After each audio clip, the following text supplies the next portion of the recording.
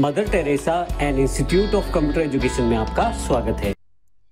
Hello friends, triple C की series में आपका स्वागत है। मेरा नाम है वरिंदर सिंह। पिछला जो चैप्टर था उसमें हमने कंप्यूटर बेसिक्स की जानकारी ली थी, जिसमें हमने देखा था कि हमारे पास कंप्यूटर में हार्डवेयर और सॉफ्टवेयर दो तरह के एलिमेंट्स रहते हैं। कंप्यूटर हार्डवेयर की जानकारी हमने पिछले सेशन में ली और सॉफ्टवेयर में हमने देखा था कि दो तरह के सॉफ्टवेयर रहते हैं, ऑपरेटिंग सिस्टम और एप्लीकेशन सॉफ्टवेयर्स। ऑपरेटिंग सिस्टम जो कि पूरे के पूरे कंप्यूटर के सभी कार्यों को मैनेज करते हैं, कंट्रोल करते हैं, ये सॉफ्टवेयर जो रहते हैं इन्हें ऑपरेटिंग सिस्टम कहते हैं। इस सेशन में हम ऑपरेटिंग सिस्टम की ही जानकारी लेने वाले हैं कंप्लीट रूप में। चैप्टर 2 पूरा का पूरा ऑपरेटिंग सिस्टम पे आधारित है। ऑपरेटिंग सिस्टम क्या है और क्या इसके कार्य हैं, इन सभी चीज़ों की जानकारी लेने वाले हैं। तो आइए शुरुआत करते हैं। बेसिकली ऑपरेटिंग सिस्टम है क्या? ऑपरेटिंग सिस्टम कंप्यूटर यूज़र यानी कि वो व्यक्ति जो यूज़ करता है, जैसे मैं और आप, और कंप्यूटर हार्डवेयर के बीच एक इंटरफेस है। मैं डायरेक्टली कंप्यूटर के हार्डवेयर से कार्य नहीं ले सकता, लेकिन मैं ऑपरेटिंग सिस्टम को चला सकता हूँ। इसका अर्थ ये हुआ कि ऑपरेटिंग सिस्टम को अगर मैं कोई इंस्ट्रक्शंस या कमांड देता हूँ, वह इस कमांड्स या इंस्ट्रक्शंस को कंप्यूटर हार्डवेयर तक पहुँचा देता है, जिससे कि हम अपने हार्डवेयर से काम ले पाते हैं। ऑपरेटिंग सिस्टम के द्वारा बहुत सारे सॉफ्टवेयर प्रोग्राम और हार्डवेयर को मैनेज किया जा सकता है या किया जाता है। यहाँ कुछ एग्जांपल्स हैं जो बड़े पॉपुलर और इम्पोर्टेंट ऑपरेटिंग सिस्टम है। जैसे लेटेस्ट जो विंडोज़ 10 है, Windows 8, Windows 7, Windows Vista, Windows XP, Windows 2000, MS डोस। ये सभी के सभी ऑपरेटिंग सिस्टम जो मैंने अभी बताए हैं, विंडोज़ 10 से लेके MS डोस तक, ये सभी माइक्रोसॉफ्ट कंपनी के द्वारा बनाए गए हैं। इसके अलावा एक अलग कंपनी है एप्पल्स, मैकओएस है। इसके अलावा iOS, ये दोनों एप्पल की कंपनी के हैं। क्रोम OS जो कि गूगल का ऑपरेटिंग सिस्टम जो लॉन्च किया गया है नया बिल्कुल। लाइनेक्स, यूनिक्स, ये ऑपरेटिंग सिस्टम जो है ये लाइनेक्स वालों के ऑपरेटिंग सिस्टम है। तो ये कुछ ऑपरेटिंग सिस्टम के एग्जांपल्स हैं। अगर हम ऑपरेटिंग सिस्टम की बात करें तो ऑपरेटिंग सिस्टम कंप्यूटर यूज़र और कंप्यूटर हार्डवेयर के बीच में एक इंटरफेस है। यह हमारे द्वारा दी गई इंस्ट्रक्शंस और कमांड को कंप्यूटर को एक्सप्लेन करता है। ऑपरेटिंग सिस्टम के द्वारा सभी सॉफ्टवेयर प्रोग्राम और हार्डवेयर को बड़े आराम से मैनेज किया जाता है। अगर आप इस ग्राफ में देखें तो सबसे पहले यूज़र है, यानी कि मैं या आप। हमारे पास एप्लीकेशंस होती हैं प्रयोग करने के लिए। जैसे मुझे अगर टाइप करना है तो वर्ड, एक्सेल या पावर पॉइंट का इस्तेमाल करूँगा।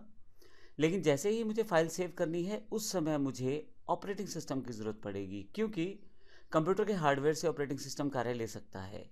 मैंने अपना वर्ड की फ़ाइल में टाइप कर लिया है, लेकिन जैसे ही फाइल सेव पे जाता हूँ, अब मेरा एप्लीकेशन सॉफ्टवेयर जो है वो रिक्वेस्ट करेगा ऑपरेटिंग सिस्टम को, यानी कि MS वर्ड रिक्वेस्ट करेगा विंडोज़ को, विंडोज़ 10 को या विंडोज़ 8 को, जो भी विंडोज़ में यूज़ कर रहा हूँ। ये एग्जांपल है केवल।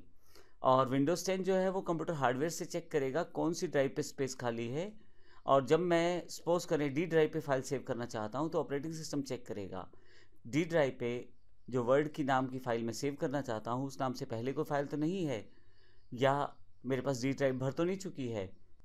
तो इस तरह से जो ऑपरेटिंग सिस्टम है मेरे और हार्डवेयर के बीच में कड़ी का काम करता है। मैं अपनी सभी कमांड्स ऑपरेटिंग सिस्टम को प्रोवाइड करता हूँ और ऑपरेटिंग सिस्टम उन्हीं कार्यों को हार्डवेयर से लेता है। अगर हम ऑपरेटिंग सिस्टम की हिस्ट्री की बात करें तो जैसे जैसे हमारे कंप्यूटर की एवेल्यूएशन हुई है, उस तरह से ऑपरेटिंग सिस्टम में भी काफ़ी सारे बदलाव आए हैं समय समय पर। ऑपरेटिंग सिस्टम जनरल मोटर्स द्वारा 1956 में तैयार किया गया था। उस समय यह ऑपरेटिंग सिस्टम IBM नामक मेन फ्रेम कंप्यूटर को चलाने के लिए बनाया गया था। 1960 में मल्टी प्रोग्रामिंग के कॉन्सेप्ट का विकास किया गया, जिसमें कई प्रोग्राम को एक ही बार में मेमोरी में रन कर सकते थे। माइक्रो प्रोसेसर टेक्नोलॉजी इस आधार पर विकसित हुई कि 1970 के दशक में टाइम शेयरिंग और रियल टाइम सिस्टम के रूप में मेन फ्रेम कंप्यूटर के रूप में डेस्कटॉप कंप्यूटर का निर्माण संभव हुआ। 1980 में Microsoft disk operating system available हो गया, यानी कि MS डोस जिसको हम जानते हैं। यह CUI अर्थात command user interface type operating system है। अभी भी है आपके पास विंडोज़ 10, विंडोज़ 7 सभी तरह के ऑपरेटिंग सिस्टम में as a part of operating system रहता है। 1980 से 1990 के माइक्रोसॉफ्ट में operating system Windows operating system की शुरुआत हो गई। 1991 में लाइनेक्स ऑपरेटिंग सिस्टम रिलीज़ किए गए। हमारे पास मार्केट में बहुत सारे पेड और फ्री, बेस्ट और एडवांस ऑपरेटिंग सिस्टम इस समय उपलब्ध हैं, जैसे Windows 10, Ubuntu, Chrome OS, free BSD।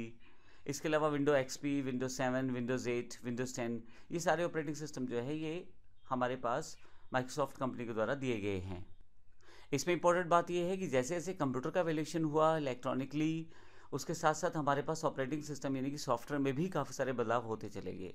आज की डेट में हम जो ऑपरेटिंग सिस्टम प्रयोग करते हैं वह ऑपरेटिंग सिस्टम बहुत ज़्यादा एडवांस रहता है, जिसमें बहुत सारे कार्य हो सकते हैं, बहुत फास्ट कार्य हो सकते हैं और हम कंप्यूटर की हार्डवेयर को बड़ी आसानी से मैनेज कर पाते हैं। अगले सेशन में बात करेंगे मुख्य कार्य क्या रहते हैं ऑपरेटिंग सिस्टम के, उसकी जानकारी लेंगे अगले सेशन में। धन्यवाद।